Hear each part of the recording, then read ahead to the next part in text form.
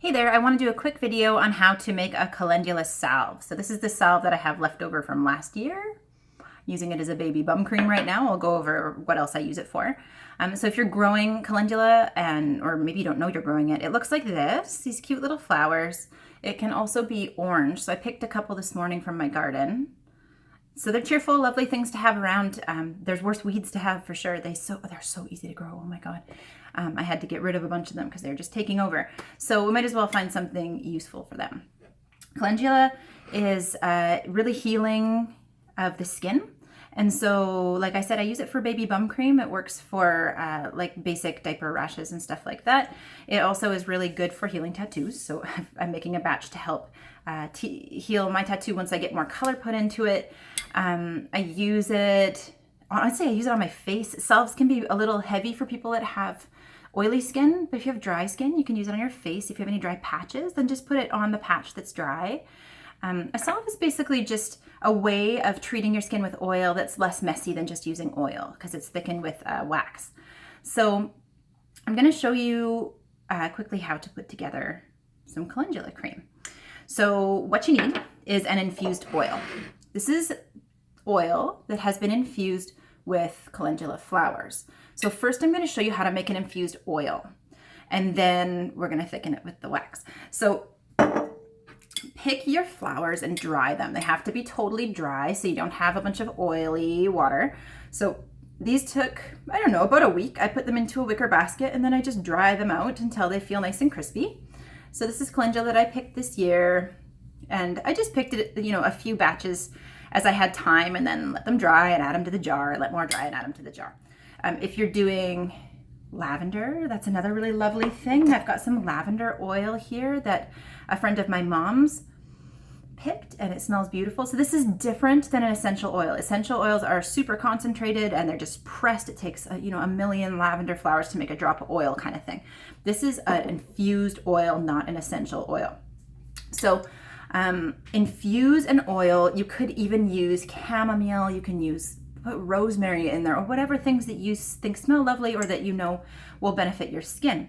If you don't grow your own calendula flowers or your own lavender, go to a good herbal shop or like a apothecary and get dried. I've seen really good quality dried calendula flowers at local like herbal apothecaries, and they should just look bright. That's what I'm looking for. I want to make sure that they retain their color and that they don't look kind of like straw colored. They look bright. So once you have a whole jar, this is a 1 liter or quart jar of calendula flowers. Then you take this next step of pouring oil over top.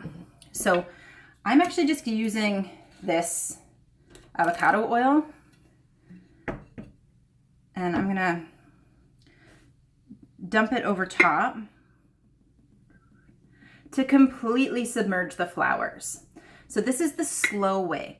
I like it best because it doesn't destroy any of the herbal properties in the flower because I'm not adding any heat. So this takes about 4 to 6 weeks. I will just infuse the flowers in the oil and just keep them at room temperature, and I cover it up. So if you want to do this a little quicker, you could put a little bit of heat on it. So you could put it out in the sun during the day and do that for a couple days. Or you could have it even at like yogurt making temperatures. So I could put it in my oven with the light on, kind of snuggle it up to the light. That gentle heat won't harm the flowers, and that will get you a herbal oil a heck of a lot faster than 4 to 6 weeks.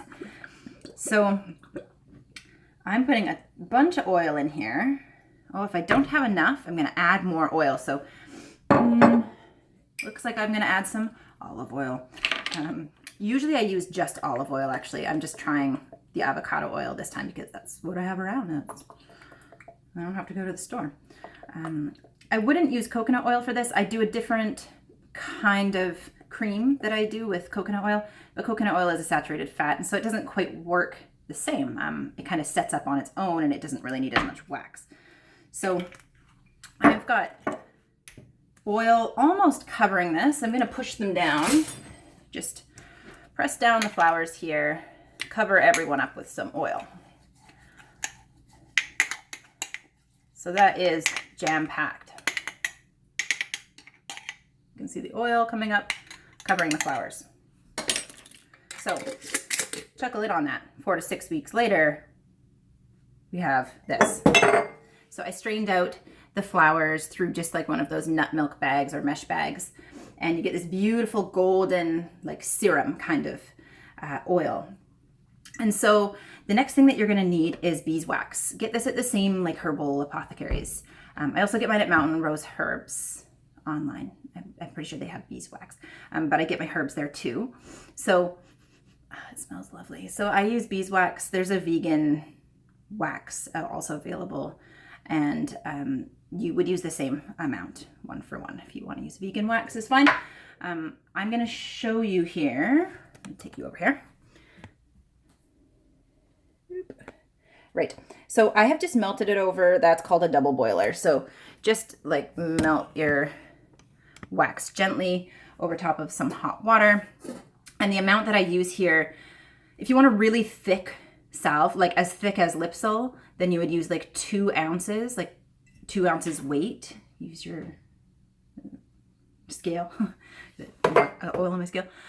Use 2 ounces of weight of beeswax for 16 ounces of oil. So that's 1 ounce for 8 ounces, okay? And that's 8 fluid ounces. So I have 2 cups, and that means I need 2 ounces of beeswax. So I do measure it out with my scale. I'm actually using about 1.5 instead of 2 because I want it to be a little more spreadable, a little bit more dippable, and not so hard. And so just adjust it for what makes sense for you. If you start with a little bit and you put some onto, you mix it and you put it onto a plate, put it in the fridge, let it set up, you can choose exactly the consistency that you want. So once your beeswax, oh, I'm gonna add that little bit of lavender oil in here too, just to use it up, and because then I'll have like a lavender calendula oil. Oh, that made it smell so nice. So add beeswax to oil. Have everything at room temperature.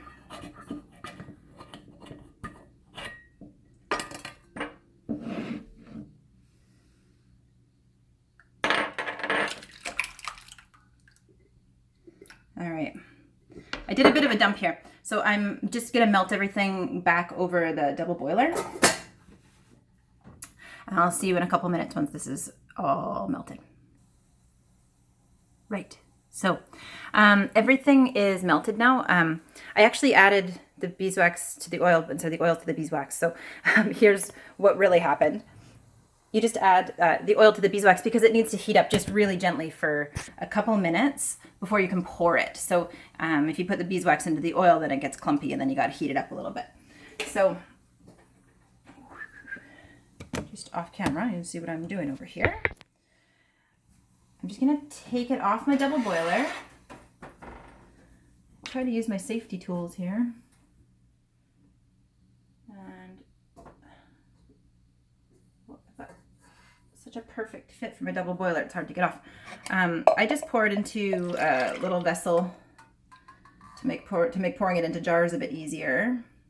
And just keep in mind that every single thing that touches this is going to get beeswax on it, and then you got to pour really, really hot water over it to wash those dishes. So I just have my little jars here, label them. It's probably good to put the year on it too that you made it. Pour your jars and then let them set. Do not disturb these. They'll have a perfect flat set on top if you don't disturb them. And so I'm gonna pour all of these jars over here and just completely let them set. That might take 2 days, so don't be disturbed if you check it in a few hours and it's just starting to, it almost looks like it freezes from the outside inward, and it's gonna be a little bit like liquidy on the inside. So let it set for a couple of days, and then you will have your salve, and you can give them as gifts. They're lovely Christmas things to give. Anybody that you know that has eczema, like especially on their hands, that they could just put it on their hands at night, put gloves or mitts on, and then it seriously just heals overnight. It's such amazing stuff. So I just wanted to show you guys how to easily make a calendula salve or any kind of infused oil salve. So always just Ask a herbalist if you're not totally sure if a herb is right for you, and all of those disclaimers and stuff. But calendula is pretty much our friend. So, all right, well, happy project making. It's almost the end of summer. Bye.